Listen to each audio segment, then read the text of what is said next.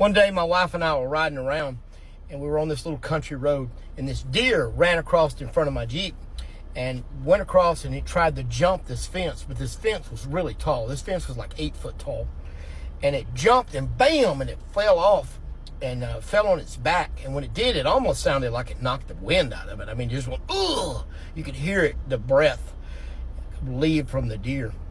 But the deer looked over at us and it was on his back and it scurried real fast. It got back up and it jumped again to try to clear this fence. But this time it was at the wrong angle and it kind of jumped backwards, if you will. And when it did, it went up real high and its horns, it had a little bitty rack, but the horns got up in the fence and hung up, and the deer was dangling from its horns in this fence. And it's about 2 foot off the ground, just dangling, and it's screaming bloody murder. And it's kicking and frailing around and trying everything it has. And my wife looked at me and says, are you going to go help that deer? And I'm like, how can I help the deer? And she goes, at least try. And so I start to walk up to that deer, and that deer wants no part of me. It's terrified. And so I walk up to it, and it's just kicking and stomping and snorting and doing everything it can to keep me away, because in its defense, it doesn't know what my intentions are. It assumes something that I'm not going to do.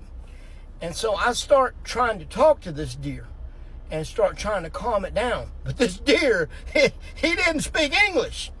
And so anyway, I started trying to speak real softly and just tell him, I'm not trying to hurt you. I'm trying to help you. If you will just let me, I promise you, I can get you out of this situation.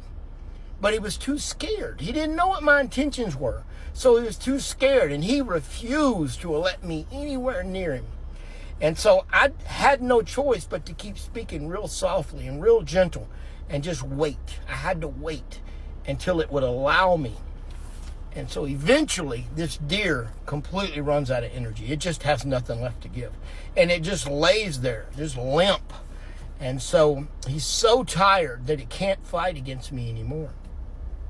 So I reach up and I grab that deer just below his neck and I pick him up and I remove him from the fence. And he lays down and he's so exhausted he doesn't even run off.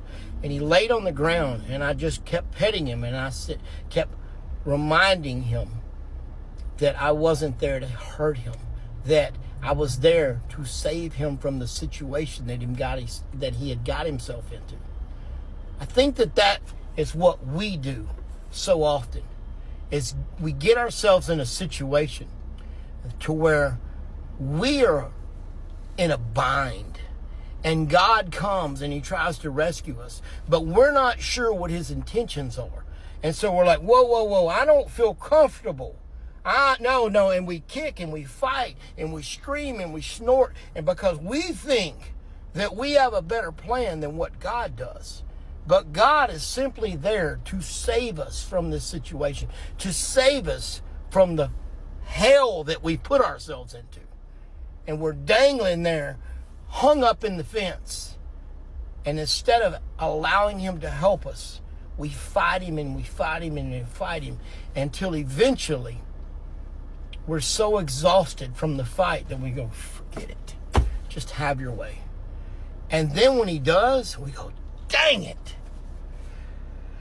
Why didn't I just do this from the jump street? Eventually that deer got up and he walked off.